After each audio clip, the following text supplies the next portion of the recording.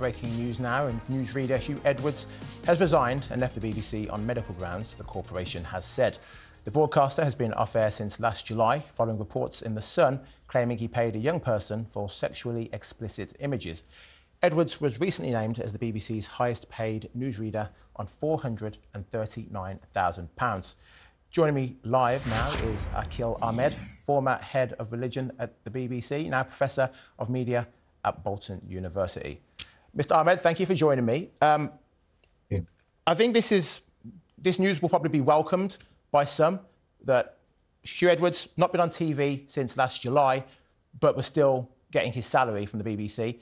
Now he'll be off their books. This is a headache taken off their hands, so to speak. Well, yeah, I mean, it's, in one respect, you're right, it's a headache taken off their management's hands, but it's obviously, there's a human story here as well, which is, you know, Huw clearly isn't well, he hasn't been well for quite some time. And for those of us who may have worked with him and know him vaguely, as you know, there's still a human tragedy at the heart of this, which you mustn't forget as well.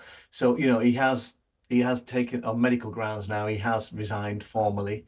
He hasn't been on air for quite some time. You know, all of us, when we have a staff job, we're entitled to be paid while we're off sick. That's exactly what's been the case. And you're right, now everybody can move on, including Huw and his family and all the people that were involved in the whole sorry story, quite frankly. So everybody can now move on. And I suppose, as you are right in one respect, it's a clean slate for the BBC as well. Well, what does this mean for the investigation? Because he was suspended from the BBC last year and they were investigating. That, I believe, was stopped because of his mental health. So will the BBC still be able to, at some point, continue this investigation?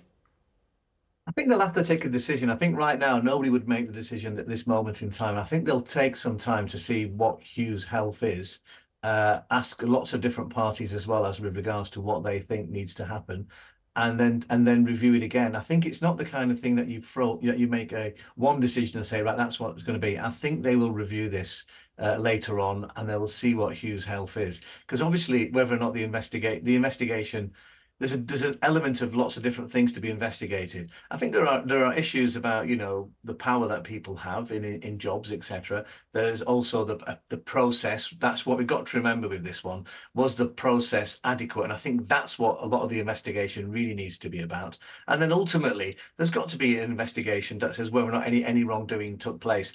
And all of this will have to be factored into, and I don't think it's a priority today, but I do think it will happen at some point. Yeah, because ultimately, Huw was paying money to a young person, and that person's family were the ones who took up the complaint with the BBC.